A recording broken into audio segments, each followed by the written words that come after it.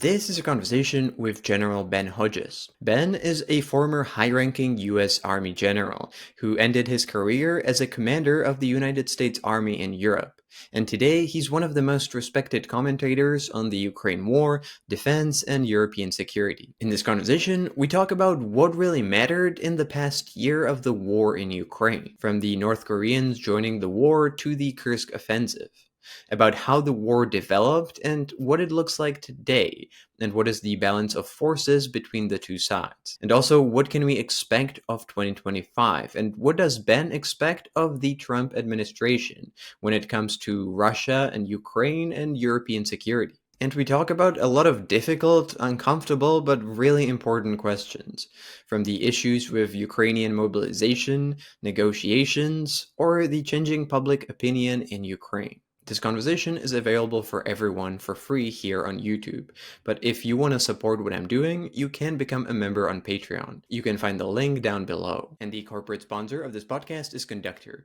which provides software for crisis exercises for everything from supply chain security and cyber threats to hybrid warfare. And now, enjoy the conversation. So, welcome to the podcast. Thank you very much for the privilege. So, the last time we spoke together was in early May last year, which, just as a reminder for listeners, was a pretty difficult time for Ukraine because it was struggling with lack of ammunition and equipment because of delays with US aid. 8 months later from then today, if we look at how the situation has changed, what is your sort of overall high level view of how the war developed over that time, and how is it going for both sides today? Well, two or three things about last year. You correctly highlighted or reminded everyone that the U.S., because of our own internal problems, failed to deliver aid to Ukraine for many months, and that showed up in the battlefield with Ukraine having difficulty encountering Russia's artillery advantage. For example, as somebody told me, they said, the Ukrainians lost Avdiivka not because they didn't have enough drones, but because they didn't have enough artillery ammunition, and that's a fact. But eventually, we got past that, and things started flowing again. European countries, at least some, continued to provide what they could, despite our uh, pause of several months. Um, and Russia was not able to exploit this.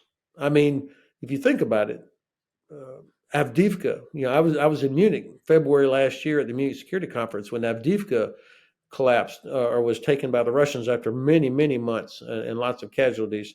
And people were walking around, oh my God, Avdiivka has fallen. Like, well, have you ever looked at a map? I mean, Avdiivka is so far in the east of Ukraine. And here, 11 months later, the Russians have still not captured Pokrovsk, which is only 65 kilometers from Avdiivka, despite hundreds of thousands of casualties. So my point is that the Russians clearly do not have the capability to knock Ukraine out of the war. They don't have the strong mobile forces that could break through, exploit these tactical victories, and then drive 60, 70 kilometers deeper into the Ukrainian rear area. It doesn't exist. Instead, we're all watching videos of golf carts and pickup trucks carrying unlucky Russian and North Korean infantry in the attack. That's the best that the Russians can do. In the meanwhile, Ukraine, the general staff sees what's happening in the east, that Russia cannot exploit that, so they decide to take operational risk and build up forces for this counteroffensive, which they launched in August in the direction of Kursk. And they're still there 6 months later, which has created strategic dilemma for the Kremlin as well as operational and tactical problems for the Kremlin. And despite Russian efforts, that thing is still there, not as big as it was, but it's still there. And then finally, the I think Putin is in a much weaker position now than he was a year ago. when you consider not only the casualties and the lost equipment and the resilience of Ukrainian defenders, uh, but when I saw the collapse of the Assad regime in Syria, that Russia could not stop that Russia did not have the capability to save their ally Assad, and now they've lost their navy base, Tartus. They're losing their air bases in Syria. What a what a failure and a not just embarrassing, but loss of important strategic foothold in the Middle East for Russia because they didn't have enough to do that and keep fighting Ukraine. So that's a little bit longer. I apologize, but there are a lot of different indicators, and when you read headlines, oh, the Russians have momentum, they're advancing. No, no, they're not. 3,600 square kilometers. That sounds like a lot. That means that's a box that's 60 kilometers by 60 kilometers. For your English audience, that's 35 miles by 35 miles. That's it after a year. What's your view regarding the Kursk offensive on the criticism that by doing so, Ukraine has gained a significant advantage, but it was also forced to divide its forces and weaken them in some areas in Ukraine itself, which put them in a fairly difficult situation.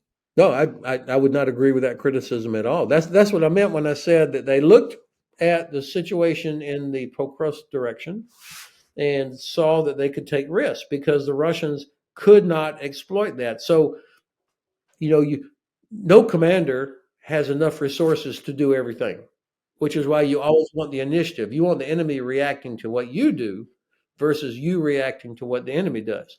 And this is what the Ukrainians saw was an opportunity to get the initiative by taking some risk in the ease, because while it would suck to be a company commander or a sergeant defending Pokrovsk, the fact is the Russians are not going to be able to break through and advance deep. So that was a smart risk, a prudent risk for the Ukrainians to take so that they could marshal enough forces to achieve this uh, bridgehead that they have inside the Kursk Oblast. And you say, so what did they achieve with that? At the strategic level, they have created a dilemma for the Kremlin, who was already talking about negotiations, and that negotiations mean that we get to keep everything we already have. That was the start point. The lines where they are now. This is a different story now with Ukraine occupying part of Russia.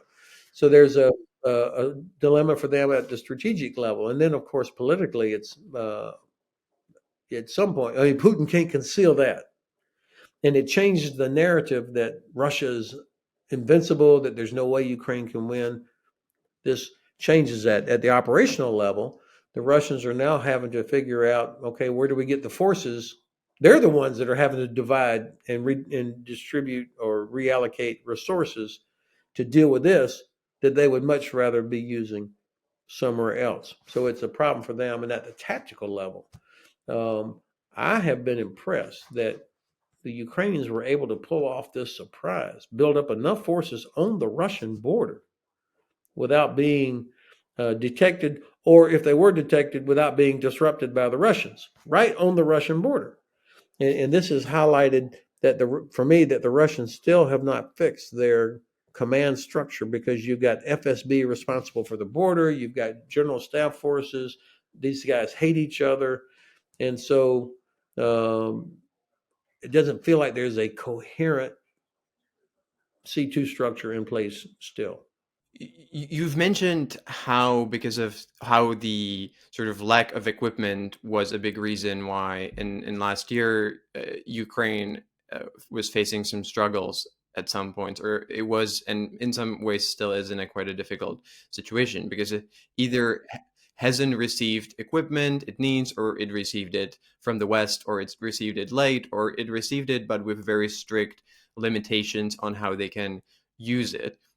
And last time we spoke about how the reason for that is the fear of escalation. And there's a question from the viewers that has appeared quite a lot on that. So I wanted to ask it. And that's, to what extent do you think that this hesitation is still because of the fear of escalation, or whether the US and Europe actually want Ukraine to win, or if when they say it, it's more just rhetoric, that they say that they do, but often the actions do not actually correspond to what they say. Yeah, despite the many good things the Biden administration did for Ukraine, they never really committed to helping Ukraine win. I mean, almost never did you hear anybody at any level say it's in our interest. This is not charity for Ukraine. This is in our interest, the United States, the West, that Ukraine defeats Russia, pushes them back to the 91 border. Because if they had done that, then they would have not said this stupid, we're with you for as long as it takes. Nobody believed that, and that doesn't mean anything.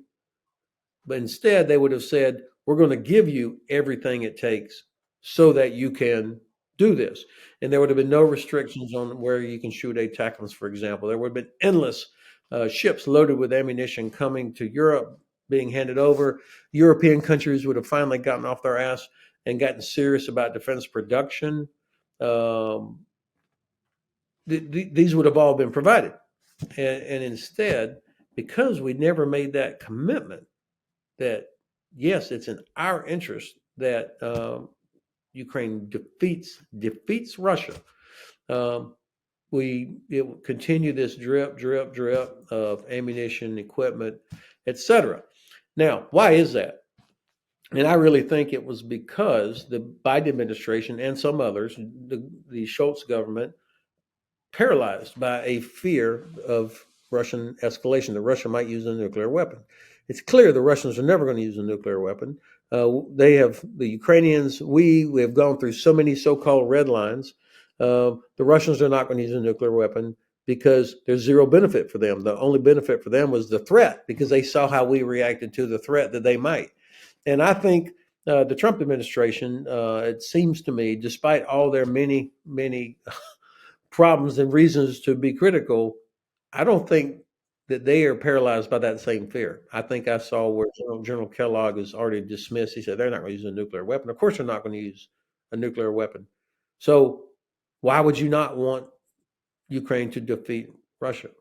I want to talk about the Trump administration and General Kellogg and what their approach might be. But before that, apart from equipment, another thing that Ukraine really needs and it doesn't have enough of are soldiers at this moment.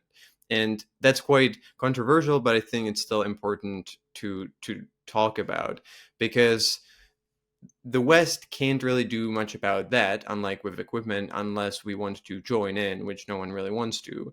So it's up to the Ukrainians, and the US is now pushing Kiev to draft more people and to lower the mobilization age from 25 to 18. And I'd really like to hear your perspective on that debate, on both the need of for men versus the equipment, but also whether we should be telling Ukraine what to do if we're not doing the fighting on one hand, but on the other hand, it's a factor that we can't ignore completely and we should probably talk about because it is hugely important and will have impact on the result of the war. Yeah. So, Ukraine definitely has a shortage of soldiers, but they don't have a shortage of people. There are a million Ukrainians of military age, that women and men, who could still serve without Ukraine having to lower the draft age. When I first heard about this 26 thing, I thought, what? How can that be? I mean, in most armies, you are willing to bring in young women and men that are 17, 18 years old. Um, so I was surprised when I first heard about that. But as I thought about it, they have cultural reasons for doing this, and I understand that. But that's not the problem. The problem is the government has failed to earn the confidence of Ukrainian families that their son or daughter will not be wasted. It's the job of the government to demonstrate that their son or daughter, these young women and men, will not be sent to the front until they're properly trained, properly equipped, and put in a unit that is properly trained and equipped. Then their young soldier heads off to war. I think there are a lot of families in Ukraine that still believe that this is the old Soviet prison army and that their young soldier will get wasted. I mean, there are literally millions of Ukrainians that are living in Germany, Poland, and Romania that include women and men that should be back inside Ukraine. So the draft age is not the issue. It's making the necessary reforms and earning the confidence of families that I think that's how you fix their soldier problem. Do you think that this can still be fixed 3 years into the war? And do you think that the situation is getting better or not really? I see reports that indicate it's better in some ways, but institutionally, no, it hadn't been fixed yet. You know, we have, the British Army has, the German Army has, most armies have what we call the institutional army, which is the overhead required to generate an operational force. So, quality officers and sergeants that are needed to recruit, to train, to educate, to provide equipment, to do procurement, all of these things. That's what you have to have that in order to generate the operational battalions and brigades and the fighting force. That means you need quality officers and sergeants for that to work. And I think Ukraine is still playing catch up on building their institutional army. Just a quick break here. The interview that you're listening to is completely free because I think that Ben Hodges is great and that everyone should have a chance to listen to him. But if you want to support what I'm doing here, I do have a Patreon that you can find through the link in the description or at patreon.com/decodinggeopolitics. Most of the episodes have a bonus part that's for Patreon supporters only, and if you become a supporter, you can also watch them sooner and ad-free, and you can also ask questions to all of my guests. So if you want to support what I'm doing, I'd really appreciate it. And if not, thank you for being here anyway. One more thing, if we go back to sort of talking about what happened in the last year and also with the Kursk offensive, one more thing that I wanted to ask about was that I think is pretty important that happened is the fact that North Korean troops have joined the war on the Russian side. What has been your view of that so far, both in terms of their operational impact and performance, but also the strategic impact of another country joining the fight on Russian side? From speaking to a Ukrainian officer who I've known for a very long time, he said that looks like there's about 12,000 North Korean troops that came. They're divided up into 4 brigades, and these brigades of about 3,000 each are employed just like Russian infantry. So what that does, that adds mass to it helps address Russia's manpower requirements, at least to a degree, because the Kremlin has wanted to avoid drafting soldiers from Moscow and St. Petersburg. So most of their recruits come from out in the hinterlands, the ethnic regions of Russia, if you will. And so I think what they got 12,000 more that showed up fit and equipped to fight alongside Russian forces. I have heard, but I could not possibly confirm it, that about 2 to 3,000 already have been killed or wounded. We just saw the first evidence of some of them being captured. I don't know how many there really are that are captured yet. So what's the impact, which I guess is really the point of the question. It's hard to say, except that provided 12,000 more troops. For the North Koreans, it gives them combat experience. They haven't been in war since 1953, so they had no combat experience. And so they will learn from this. Plus, That's 12,000 less people that Kim Jong Un has to worry about feeding. In North Korea, food availability is always a problem. He's getting money for every one of these soldiers he sends. So North Korea benefits from it. I don't know that it has a real impact on the fight uh, inside Ukraine. Because I guess 12,000 soldiers sounds like a lot, but if you have a million on each side, it's not really that much. I mean, that's 12,000 more that have to be killed by the Ukrainians or captured, but that's not a number that's going to change the direction of the war. One other thing that really wanted to talk about with you is the issue of possible negotiations that seems to be talked about more and more, and that it seems that a lot of people either expect this year to see the war end completely, or at least see beginning of negotiations that would lead to an eventual end. And you have always advocated that the end result should be a complete Ukrainian victory because it's both realistic and necessary. That's how I understand your position. So, what's your view on this increasing frequency of talks about negotiations that would inherently seek some kind of a deal or some kind of a compromise? Well, you are correct that I have always advocated for that because that's what I believe is in our strategic interest is a full restoration of Ukrainian sovereignty and a defeated Putin regime because Russia will never change until they are actually defeated. And so, for the security of Europe and security and stability of Europe, and our interests in the region, um, Russia needs to be defeated. So that's why I've always advocated for it. I've always believed it was achievable if we made that the objective. I mean, look what, after 11 years, Russia still only controls about 20% of Ukraine, despite having every advantage. And that's without us committing to helping Ukraine win. So, of course, I believe it's achievable. Now, it seems entirely infeasible at this point because there is so much noise about negotiations. And I think this is entirely because of a change of U.S. administration. The Biden administration was, always talked about negotiations and that the objective was to put Ukraine in the strongest possible position for negotiation because the Biden administration failed to say, we want Ukraine to win. So that was how they justified what they were doing. The Trump administration is coming in, of course, fresh.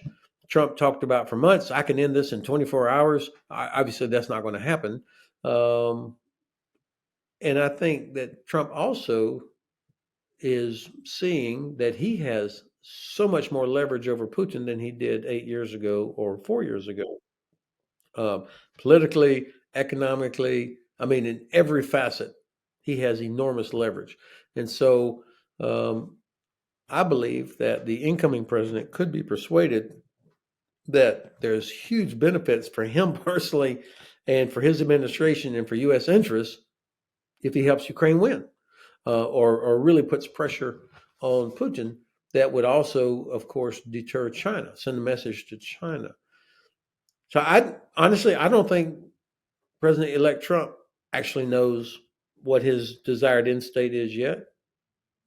Um, I am encouraged when I hear General Kellogg talk publicly about Russia cannot be trusted. I mean, that is an excellent start point for negotiation with the Russians by acknowledging you cannot trust them. So, so that's good. And also, he emphasized the importance of Ukrainian sovereignty. That's also good. But I don't hear them yet talking about that we want Ukraine to win. President Trump has a couple of things already in place. He can leave in place what Biden did has done in the last weeks. The reduced restrictions on ATACMS, for example, uh, the sanctions that just went into effect on most of the Russian shadow fleet that's moving oil to India and China. Sanctions, and then there's still about $2 billion worth of aid that's already been approved by the Congress that's still on the table that did not get delivered yet. Trump doesn't have to lift a finger, and all those things can still happen. And do you think that from a Ukrainian perspective, it's completely wrong approach to think about negotiations? Or is it logical to assume that at some point the negotiations might happen anyway, and it's best to get into the best possible negotiation position before that happens? Well, I think ultimately the government in Kiev is will have to decide what's in the best interest of Ukraine. And so you can envision different scenarios where they are willing to accept the loss of some territory, um, but that would have to be mitigated um, with a stronger security arrangement. You know, there's no sense in talking about security guarantee without NATO membership. But so there is no guarantee. But they believe, and I think most observers believe that let's assume by the end of 2025 there is some sort of negotiated outcome, and Russia gets to keep Crimea, for example. Uh, that the Russians are counting on all of us losing interest. Okay, good, that's done and dusted, and now let's focus on other things. And the Russians will use the next 2 or 3 years to rebuild, repair, rearm, and restart. The Ukrainians absolutely believe that, as do most Eastern Europeans. And so, whatever the outcome of negotiations are, we are going to need to do everything we can to help Ukraine be prepared for the resumption of hostilities. And I also think that most um, the people that have the big money for investment for reconstruction are going to be a bit reluctant to invest a load of money if they think that conflict will resume in 2 or 3 years. It kind of seems like it to me that apart from NATO membership for Ukraine as a security guarantee, which is not very likely at this point, um, maybe the best security guarantee that Ukraine will always have are its own armed forces, and basically being as prepared for anything and turning itself into the biggest porcupine it as possible, and increasing the cost of any kind of future aggression. Yeah, you're exactly right, Dominic. That's exactly what Ukrainians know they're going to have to do. You even hear some Ukrainians talk about they will have to become, in the absence of NATO membership, in the absence of having U.S. or European troops on their territory, uh, they will have to become like Israel, which means getting their own nuclear deterrent, having building up their own defense industry even more, and having those capabilities to be the indigestible porcupine that you described. And it also means there will be a continuous uh, effort to take out Russian leadership the way the Israelis do with their problematic neighbors. So I think the Ukrainians will not waste their time if and when there is some sort of negotiated settlement. The problem for me though is not it's not about Ukraine. It's about the perception that the Russians will be rewarded for what they've done, and that will send a terrible signal to places about the unreliability of the United States and of European countries, and also the Chinese will see that we lack the political will to do what's necessary to defend what we say have always said is so important: sovereignty, respect for international law, freedom of navigation, etc. I guess another factor that has to be considered in all of that in thinking about negotiations is basically the public opinion among Ukrainians themselves, which I think is another quite uncomfortable topic that is really important to talk about or mention, but that's not talked about enough. And that's the fact that there is a growing support among Ukrainians to have some kind of a negotiated end rather than fighting until all the territories are liberated, which doesn't mean that they want to surrender at all. Um, but that there is a desire for the war to end at some point. And I think it's interesting from the military perspective as well, because you do have to, as a military commander, I guess you do have to count with the support of the civilian population, and you need it for the war um, to continue. So, what's your view on that, and how should Ukraine factor that in their military strategy? Because it probably cannot wage the war forever, and it has to seek an end at some point. Yeah. Well, these millions of Ukrainians that live outside of Ukraine now, they need to come back. Ukraine needs them, not just for the military, but for industry, for business, for rebuilding, for preserving what they fought for. Um, and so for families to leave Frankfurt or Berlin or Dusseldorf or Warsaw or Krakow, um, they need to have something to which they can return, and not be worried that in 2 years missiles are going to be raining down on their city and killing their grandmother again, or their family. And so um, Ukraine needs to have it needs a reconstruction, it needs investment, and it needs a strong enough military that can deter Russia from doing this again. Uh, Now, Ukraine was failed ahead of 2022 also. I mean, I was in Kyiv just 3 weeks before the Russian large scale invasion started. That did not feel like a place that was getting ready for a war. So they were not ready. They will not make that mistake again. So I'm sure that if and when there is a conclusion to the combat, for however long, they will be very busy, um, improving, building on what they've learned, growing their defense industry.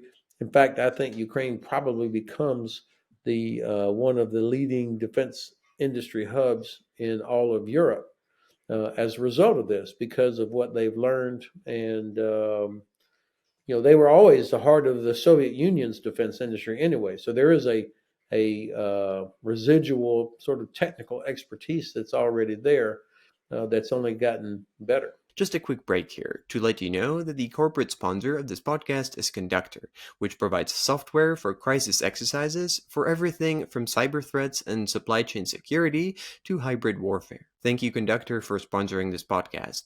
And now, back to the conversation. When we were talking about security guarantees, now there's this idea of European troops guarding the border between Russia or Ukraine, or between occupied territories and the rest of Ukraine.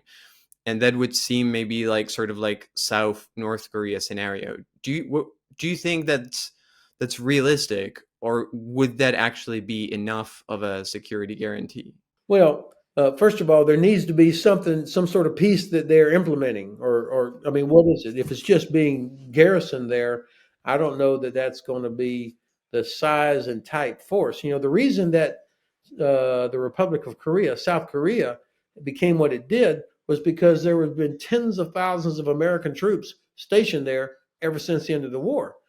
Significant Air Force capability, proximity to Japan, where we had a huge Navy presence. So this Korea model is more than just the DMZ. I mean, it's an investment by tens of thousands of American troops. I served there for a year myself back in the 90s as a young officer. Um, I don't know that anybody is willing to do that in Ukraine yet, unless there is a peace agreement of some sort. I think about one of the most successful models of this, of course, was the NATO I4, the implementation force that went into Bosnia in 1995 to implement the Dayton Peace Accord. I mean, there was a hard agreement that was in place, and then the alliance. By the way, we had Russian troops with us as part of this, which is interesting, to implement the Dayton Peace Accord. And what made the I4 a viable force was that it had a very clear mission. It had a chain of command, unity of command. There was not some kind of crazy UN blue helmeted sort of thing. and they were had rules of engagement that were had teeth that soldiers could use force if there ever was a threat from anybody. And they went in with tanks, artillery, rocket launchers, air defense, everything that would be required. And so, if if there is a force of some sort, of some composition, whatever the source, they need to have a very clear mission. What are we doing here? They need to have unity of command, not a patchwork, and they need to have rules of engagement that the Russians will respect. And they need to show up with artillery, rocket launchers, tanks, all the logistics. They need to have air power. They need to have drones. They need to have counter drone capability. They need to have air and missile defense. In other words, they have to be a credible force that the Russians don't want to mess with. Otherwise, they will get tested the way the Russians always do it, and it will collapse.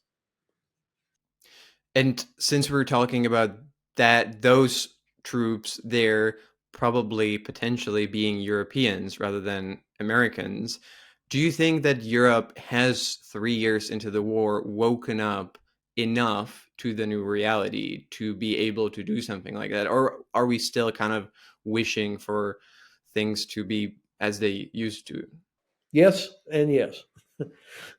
Yes, of course, we're still wishing, and where I live, I don't see any decrease in the number of people going to Mallorca for the holidays or on ski vacations. So people are not feeling a pinch at all. Um, on the other hand, I certainly hear more and more and more people talking about the need for uh, increased defense. You've got much uh, less Germans that are, what the Germans call Kremlin verstehers or Putin verstehers, people that sympathize with the Russian perspective. Not nearly as much as I heard 2, 3 years ago. So there is that. And I think that most Europeans in most places, if the leadership speaks to them as if they are adults and says, "Look, this this is what we have to do. This is the risk. Let me show you, um, and this is what we have to do because of that risk. If you want to continue having ski vacations and going to Mallorca, we're going to have to do this." I think actually most people will say, "Okay." I think that's a really good point. The final question, final topic that I want to talk about is one that we've already hinted on, and that's obviously incredibly important, and that's the new incoming administration in the United States. Because you were quite critical of some policies of the outgoing one, specifically the escalation management policy. So, what has been your impression so far of the incoming one, and what do you expect it? How do you expect it to change the rules of the game and the strategy? So you're right that I was critical of how the Biden administration approached this war, Russia's war against Ukraine. Um, but I never for a second doubted or worried that the Biden administration would wreck our democracy or would threaten all the institutions that made America what it is. I mean, we've always had there's always been a degree of chaos in the United States. There's always been frictions. We fought a huge civil war 160 years ago that killed 600,000 people. I mean, we've been through a lot of things, but somehow the United States always had the resilience and the institutions that could absorb a lot of damage, and that we would still come back from it. And it was still the destination of choice for millions of people that wanted to innovate, that wanted to go into business, that wanted education, that, despite all of our problems. Um, I worry now that the incoming administration is changing, is going to change a lot of that. I mean, they use language that sounds like Germany in the 1930s. Uh, Incredible to me. And you've got already most of the senior media people are collapsing or rolling over on things that would, in the past, You could always count on the Washington Post or the New York Times or whatever to be critical of whoever was in power. They are already doing what Timothy Snyder calls pre uh, pre obedience in advance of actually being told to do something. I mean, Zuckerberg, what a spine donor. I mean, a guy who was so critical, but Trump said Zuckerberg is going to prison. Now Zuckerberg is doing all kinds of things to cozy up to the incoming administration.